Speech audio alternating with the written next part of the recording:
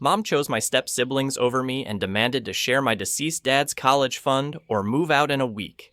So, some backstory before I get into what happened. I'm a 17-year-old girl and I live with my mother, 43 Efir, my stepdad, and my two step siblings. I have one stepbrother and a younger stepsister, but we are not close to each other. My stepbrother, let's call him Jackson, is a year older than me, and my stepsister Emma is 2 years younger than me. All of us go to the same high school, but we don't have any friends in common, and we have just been close. My mother got married to their father after dating for almost 5 years. The wedding was 3 years ago, but our families have been living together for 6 years now, and the wedding was just a formality. As for my father, he unfortunately passed away when I was really little, and I never got to spend much time with him. I barely even remember him because I was very young when he passed away. My parents were never married, and my dad's family didn't approve of my mother because she was a bit of a party girl and didn't have a good reputation back then in their town. So they lived together for a short time, but didn't get married because then his parents would have probably cut him off. He was diagnosed with leukemia in its later stages when he was just 27, and by the time they found out about it, it was too late to do anything. Thankfully, he had the time to get his affairs in order, and he managed to set up an education fund for me for after he was gone so I would have nothing to worry about and my mother wouldn't have to push herself to work hard after he passed away. I have always known about it since his lawyer told me when I was really young. My dad's lawyer was the one controlling the flow of the money, but after I turned 18, I would be in full control of the fund. For a long time after my dad passed away, it was just me and my mother, and I got used to it. Then my stepdad came into the picture when I was around 8 years old, and after dating for a while, all of us moved in together. My mother had moved out of the town that we used to live in because she said that it was just too painful to live in the same place that she and my dad had met. I have never met my grandparents on my dad's side of the family because my dad's parents were just never interested in meeting me. We do occasionally visit my mom's parents, and they're nice enough, but my mother's family's not really connected. So when I moved in with my stepdad and his kids, I had really high hopes because I thought that I was finally going to have a big and happy family. I had a lot of expectations when I was younger, but sadly, my new family didn't manage to live up to it. And I don't really blame them for it, but it was quite disappointing for me when I was little. It wasn't as though they didn't make me feel welcome or they treated me badly, but there was something really off about everybody's energy. All of us left together, but we never really felt like a family, and I never managed to connect with either my step or his kids. We would live in the same house, but they never really made an effort to make me feel comfortable or try to get to know me. I'd tried several times, but they didn't seem very enthusiastic about it, so I gave up after trying for a couple of months. I accepted that all of us were more like glorified roommates rather than actual family, and that was it. I didn't romanticize it. My mother, however, was a different story because she was treated differently by them. That energy towards my mom was completely different, and they actually treated her like a part of the family. I might be way off here, but I feel like part of the reason that my step-siblings and my stepfather were happy to include my mother and play happy family with her and exclude me was because my stepdad's ex-wife had been kind of a nightmare. I have never met her myself, but I have heard about her, and he was a total gold digger from what I heard, who left my stepdad almost penniless. After the divorce, he had to build his life back from scratch, and to make matters worse, he also had to take care of my step-siblings on his own. Their mother had given up custody and abandoned them to take off with her new lover shortly after the divorce. Meeting a woman like my mother, who was the exact opposite of his ex-wife, was probably great for all of them, but I was not really required in that scenario. And that's exactly how they made me feel, like an afterthought. I can't define it, and I can't think of any examples off the top of my head, but it was just based on vibes and energy. I always got that feeling that in spite of being part of the family, I wasn't really part of the family.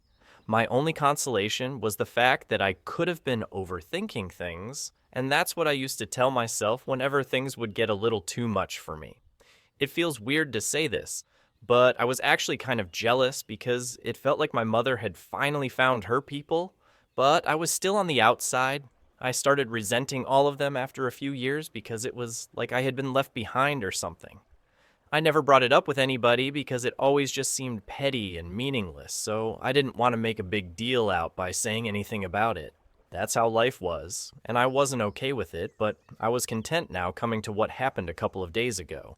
I have been looking for colleges for the past few weeks because I'm supposed to graduate in a few months, and I need to start sending out applications.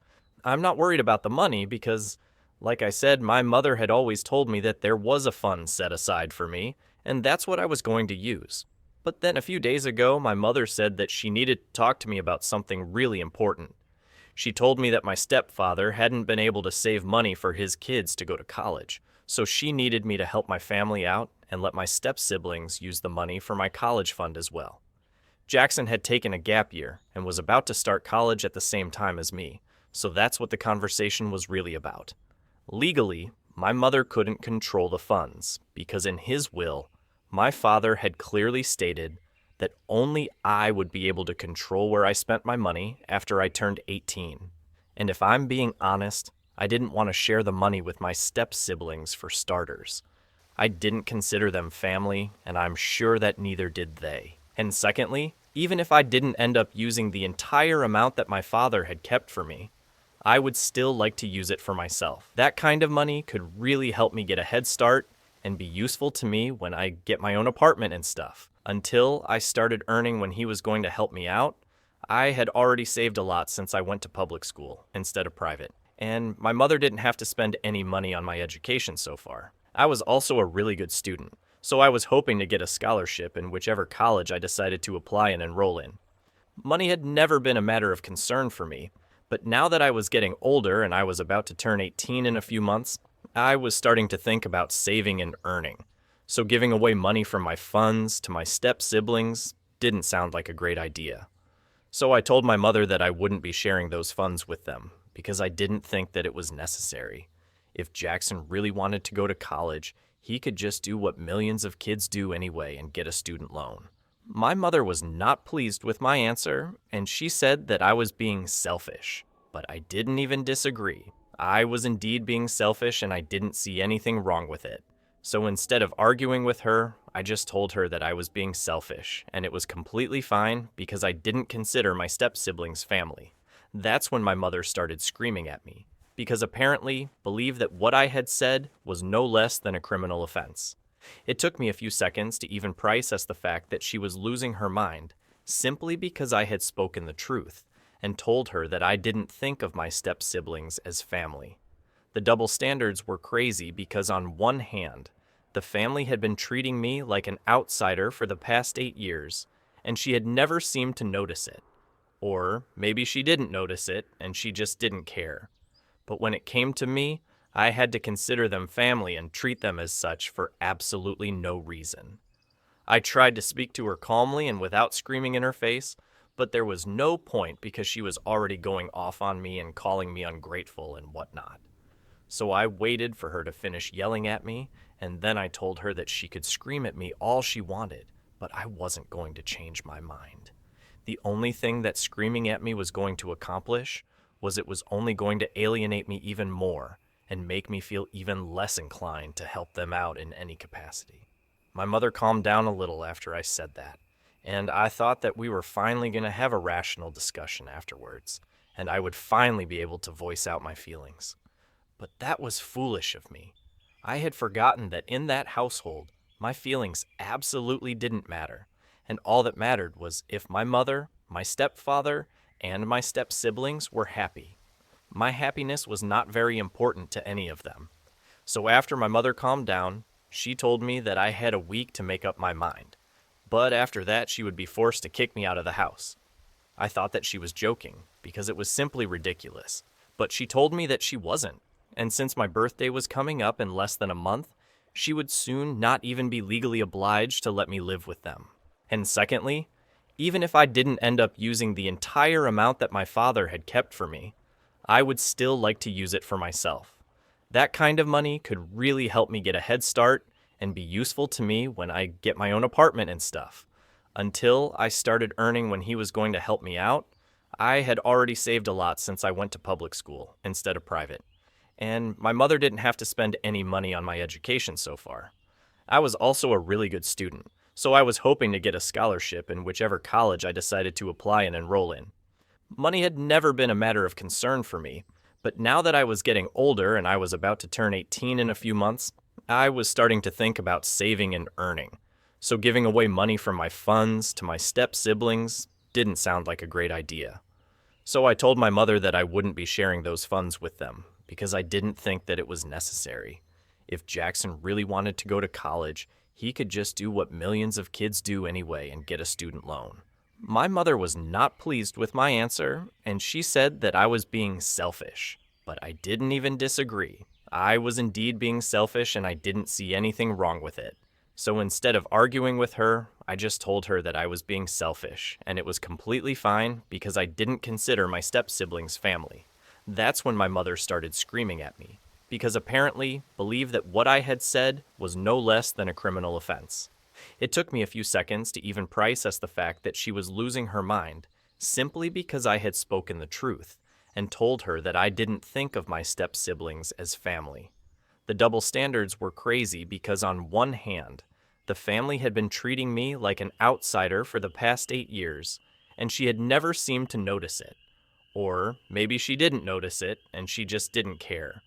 But when it came to me, I had to consider them family and treat them as such for absolutely no reason.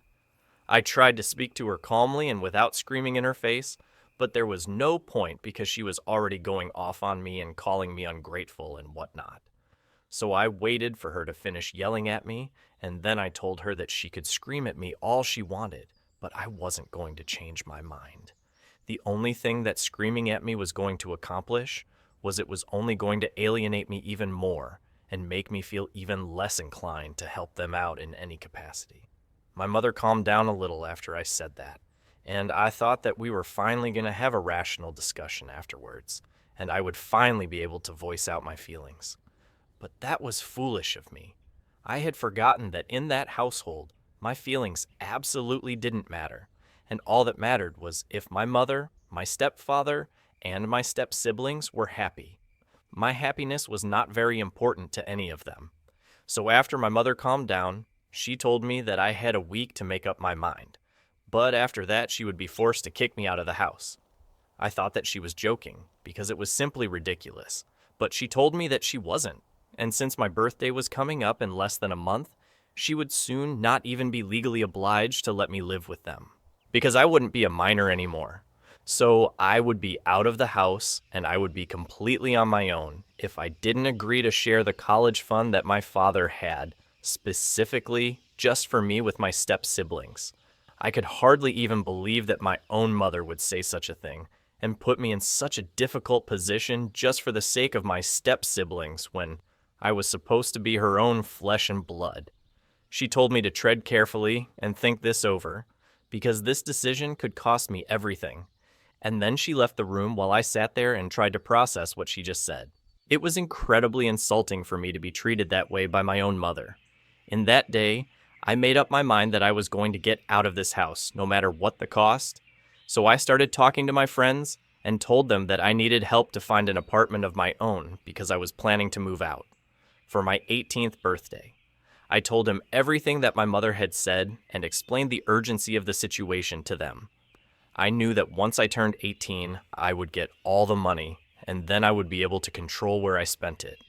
Yes, I would have to stick to a budget and choose my degree in college very carefully, but it was worth it because it meant that at least now I would be able to move out and live on my own, instead of putting up with my family, or rather forcing them to tolerate me. Because after that conversation with my mother, it was clearer than ever that I was not welcome in that house at all.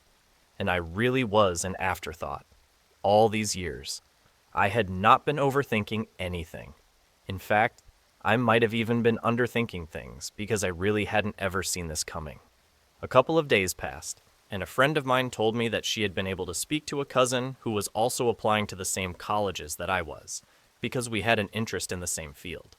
She was planning to live in an apartment because she wanted to be independent from the beginning, and my friend had suggested that I get in touch with her. So if we ended up going to the same college, we could rent out an apartment together and live there. I thought that it was a great idea and got in touch with my friend's cousin. Almost immediately, we worked out everything, and I told them about my situation as well. She seemed to be very empathetic, and I could tell that she was a nice person and I would get along with her. So that part was all sorted out. The only thing I had to worry about was where I would live until college started, since there were quite a few months to go before that. But it turned out to be pretty easy for me to figure that one out because my friends told me that I could take to living with them until college finally started.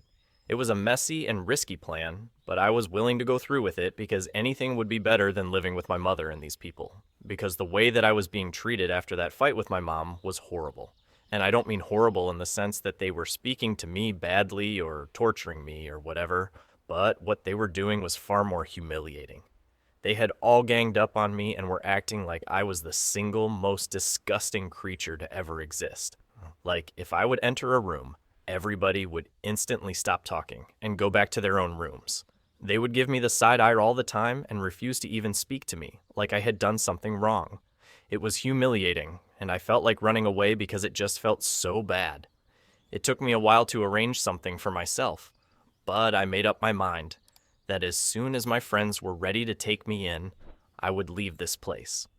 So the day that my mother spoke to me again, to ask me if I had changed my mind or not, I decided to tell her the truth and then leave.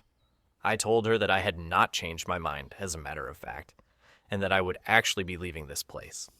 I told her that the way that she and her family had been treating me for the past week was nothing short of psychotic, and I couldn't put up with it anymore.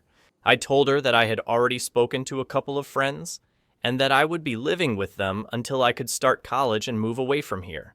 I said that I never wanted to see her again, so she was free to kick me out, and it wouldn't make a difference to me. I already had a plan in mind, so I wasn't very surprised when my mother started yelling at me once more, and told me that I needed to get out of her house because this was no place for selfish, ungrateful brats like me. I left pretty gladly, and I was happy to see the last of them, but that wasn't the end of the road for my plan. During the time that I had been spending in my room all by myself, I had been thinking of ways to get back at my mother, ever since she got married to my stepfather. Life had changed for me, and not in a good way, but she didn't even seem to care about it because she was happy with her new family. I had tried to be happy for her and suppress my own feelings about this, but now it was very obvious that she didn't care about me in general, and her stepkids were more important to her than me. The way she had been treating me made me feel like crap, and I had made up my mind that I was not going to let this go unanswered. So that's why as soon as I was out of the house, I decided to spill the beans on her and let everybody know what kind of a person she really was. The only reason I had even waited for a week to get out of her house and then speak about her ridiculous demands was because I didn't want her to be able to have any access to me, to even tell me how disappointed she was in me or whatever, because nobody in their right mind would ever support the things that she had said to me, and I knew that. Once I had moved in with a friend, I decided to go online and make a post about my mother. I typed out the incident that took place and how my mother had been screaming at me just because I didn't want to contribute to my step-siblings' college fund. I also mentioned none of them had ever treated me like family, but my mother never seemed to have a problem with that. It was only a problem when I did the same thing to them. I talked about the double standards. I also mentioned how she had practically forgotten about me once she started living with her new family. And I also said that I found her to be the single most selfish being on this planet because of the way that she had been behaving with me, just for saying no to something completely ridiculous. Any sane person in my position would have said no, since the money that she had been talking about had been left to me, specifically by my father. It was not anybody else to use, and I didn't think it was fair to demand that I share it with people who never made me feel like a part of their family. I might have even considered it if my step-siblings had been nice to me at any point. But that was not the case here. I was really frustrated, and I let out all my frustration in that one post. I knew that this negatively impacted my mother, since I had a lot of people who followed me, including my mother's friends and their kids. But at the time, I just didn't care, and I wanted to get back at her. Truth be told, she had been my only source of support and happiness throughout my life because I had only one parent to count on, and my grandparents weren't really in touch with me. She had been my first and most important friend. So when she chose my step-siblings over me, it felt like a huge betrayal. I was really hurt, and I just wanted to get it all out of my system without caring about the consequences. So I made that post, and exactly what I had expected would happen is what happened. I received several messages from my mother saying that I had ruined her life, because everyone had seen that post, and it had been shared numerous times. My mother was pretty popular among her circle of friends. There was no big surprise that people were just looking for an excuse to gossip about her, and I had played right into their hands. She had tried to call me several times, but I didn't answer any calls, and neither did I respond to any texts. I was just miserable, and I had hoped that making the post would make me feel less upset. But the messages that my mother sent me after that only made me feel worse about my decision. I could tell through her text that she was really torn up about this. She said things like she never expected me to do something like this, that she had believed that she had raised me to be kind and compassionate. But I was the opposite of both those things, and she couldn't even believe that I was her daughter anymore. And then she pulled out the big guns and told me that had my father been alive today to witness this vindictive and malicious side of me, he would be terribly disappointed and wouldn't even want to be related to me. That really got me, and I felt like I was doing something horrible. I started rethinking everything, and that's what brought me here eventually. At this point, I don't even know if it was right of me to not want to share my funds with my step-siblings. I don't know if I should make things right with my mother and the others, because I don't even know if I can face them anymore after what I did. But also, this might be a very clever way of trying to manipulate me, and if it is, it's definitely working. That's why I need you guys to help me, because now that everybody has the facts, I can finally come to a conclusion. So Ida for refusing to share my college fund with my step-siblings, and then making a post against my mother, update 1. Hi. So first, so much for the response. A lot of you sent me really kind messages, and it made me feel better about myself than what I did. I guess I needed that to see things for what they truly are. I was about to give my mother a chance again, just because I wanted to see the good in her, and I wanted to believe that she wasn't a bad person. But what kind of mother says and does the things that she did? She's just not a good person, and it's time that I accepted it instead of trying to fight it, so I blocked her to make sure that she couldn't reach out to me again. I knew that if she texted me again, it would only be to manipulate me or to get that post down. I don't want to take that post down. I wanted to stay up at least until she apologizes to me. She knows where I am because my friend's mother told her that I was living with them. She knows where to reach me, and in spite of knowing if she doesn't reach out to me, I'll take it as a sign that neither does she care about me and not as she cares about her own reputation. Update 2. So it's been 2 weeks since I have been living with my friend and have moved out from my stepfather's house. After that post, I had absolutely zero contact with everyone from my family. I did go to school a couple of days, and I ran into Emily a few times, but she just shot me a really nasty look and pretended like I wasn't even there. Not surprising, considering the fact that they are pretty much expert in pretending that I don't exist. They have been doing it for the past 8 years. They must have found it easier now. Anyway, my mother finally came to visit me last evening. She arrived here with a black plastic bag that people generally use for trash and dumped it in the living room, saying that it had all my leftover stuff in it, basically everything that I had been able to pack into my duffel bag when I was leaving my house. It felt a little insulting that she had used a trash bag to pack my stuff, and it was way more insulting when she dumped it all on the floor of the living room, leaving me to gather it. My friend and her parents, who saw this all unfold, were scandalized. They did not appreciate my mother's behavior one bit, and actually took it upon themselves to argue with her about it. They told her that considering the fact that I was her only daughter, she should have some compassion for me instead of treating me so cruelly. They really schooled her, but she didn't take it kindly. She told them that they had no right to speak about her parents' techniques when they were the ones harboring a delinquent like me. I almost burst out laughing when she said that because I was far from a delinquent. I was literally a scholar student, and she had known that. I almost mentioned it myself, but I didn't have to thanks to my friend, who stood up for me, She told my mother off and said that she was grateful that her parents were nothing like my mother and had a heart. It turned into a bit of a catfight, after which my mother got really huffy and left. I was really thankful for my friend and her parents. I don't think it was really necessary for them to stand up for me, but they did, and I couldn't be happier about it. This is probably the first time in my life that I had somebody to fight for me on my behalf, and it was just really touching.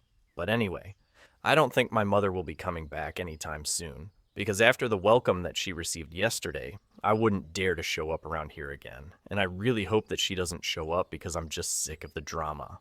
Now, I want to move on with my life and start a new chapter, but I can't do that if she keeps showing up again and again. So I pray and I hope that this is the last time that I have come across her. Update 3. Hey folks, so long time no see.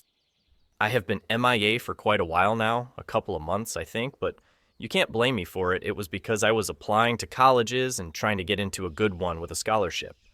I had been grinding really hard and it all paid off. I'm in my first choice of school now, and yes, I'm sticking to the plan that I had come up with a couple of months ago. My friend's cousin, who was applying to the same colleges, also got in here, and we are going to rent an apartment and live together. She's a really sweet girl, and the fact that she is my friend's cousin, it's just a cherry on the top, because this way I get to keep in touch with everyone. The last couple of months have been very difficult for me emotionally, but my friends helped me get through it all, and I can't tell you guys how thankful I am to have such people in my life. I know a lot of people who have terrible parents and families rely on their friends for emotional support, but I have tried to avoid that so far. However, now that I know how far my friends are willing to go for me, I feel like they are my family. I'm always going to be grateful for everything that people have done for me. Seriously, I don't think I could have made it this far without everybody's help. And that includes the people here who reached down to me through messages and said such supportive things to help me get through this. It's just really strange and funny how my own mother hasn't even bothered to text me even once after I moved out. She didn't even care that I had unblocked her, and she could actually talk to me. That's how little I mean to her. But you guys and my friends told me to have faith in myself because I could do it. It's really cute how literal strangers on the internet did more for me than my mother did. But anyway, that's all in the past. Now I'm looking forward to having a fresh start here, and I'm really excited for what the future holds. Thank you for watching. Write comments, put likes. Do not forget to watch other videos.